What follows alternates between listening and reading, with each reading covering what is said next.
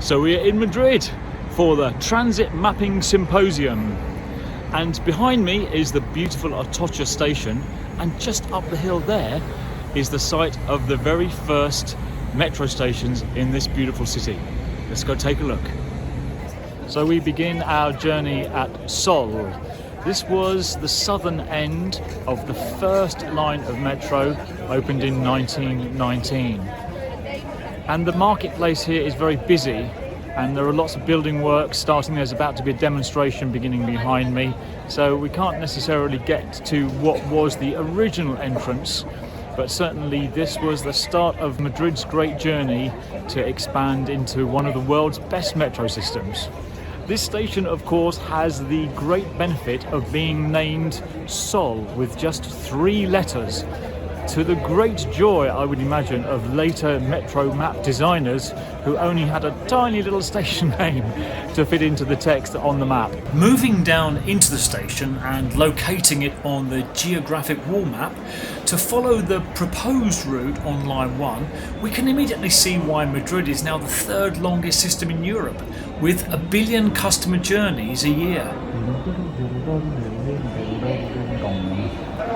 Plenty of maps around and in evidence inside the stations, but strangely, not so many of the schematic ones on show. But there is a reason for this. For 90 years, Madrid's almost exclusively, among major operators, embraced both the schematic and the geographic version, diagrams being more common as bolsillo or pocket maps, and the geographic version seen more often around the stations. But here, no schematic. Oh, no, the schematic, which is over here, is now hidden. Bye-bye. I have found one place where there is a lovely schematic on display. There's very few surviving maps from the opening period, but this later trajectory does show the initial opening route. This is the shape of the tunnels on line 1. As you can see, they are fairly low profile, and that's how they built metros in the early days.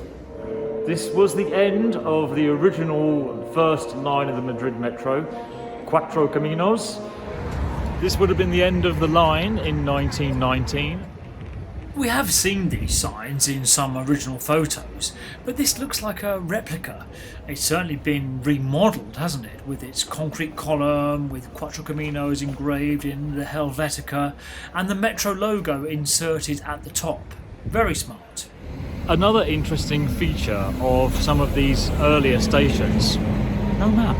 Where's the map? So now we will take line 2 back to Sol. Although, as you can see from the map, the first part of line 2 had opened in 1925, running from Sol to Quevedo, with a branch to Norte, but didn't arrive at Cuatro Caminos until 1929, by which time line 1 had been extended to the southeast. There's actually a lovely piece of historical map and design work here in the passages of Cuatro Caminos. Have a look at this. Fantastic.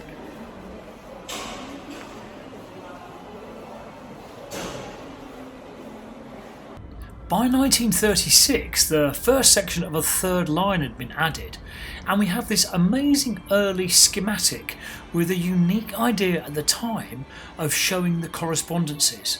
Very avant-garde.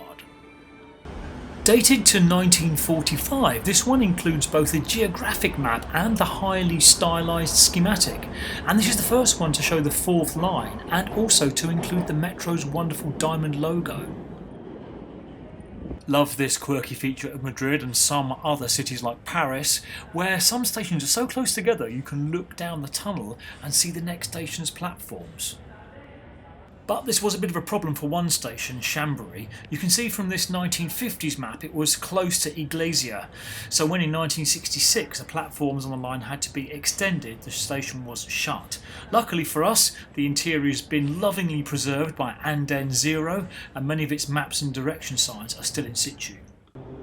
It's not completely clear when full system maps, much consulted today, were first seen on Madrid platforms. Certainly we know of line maps and geographical ones from the 1940s and 50s onwards, but as the system was expanded, especially in the 1960s with things like Line 5 and the 1970s with many new lines, more appeared.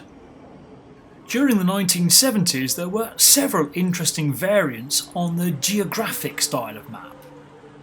From the early 1980s, with the start of lines 6, 7, 8, 9 and 10, it was clear a neater schematic would be helpful. So the look which is prevalent today was introduced, and the simplified schematic feels kind of similar to both Barcelona and London's iconography. And this is now seen on line maps, on station platforms and in carriages. In 2003, the huge Metro Sur loop was added to the system, forcing a major change to the shape of the maps, and Line 8 was extended from the airport to Nuevos Ministerios. A radical redesign was introduced in 2007 by Rafa Sanudo. No diagonals were allowed.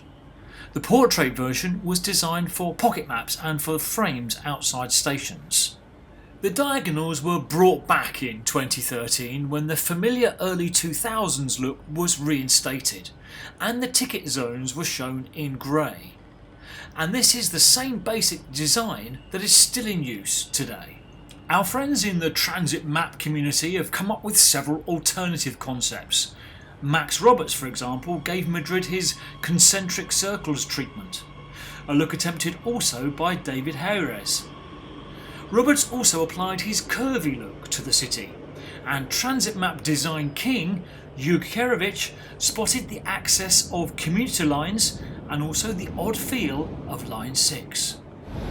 Well, reached the end of my journey to Madrid.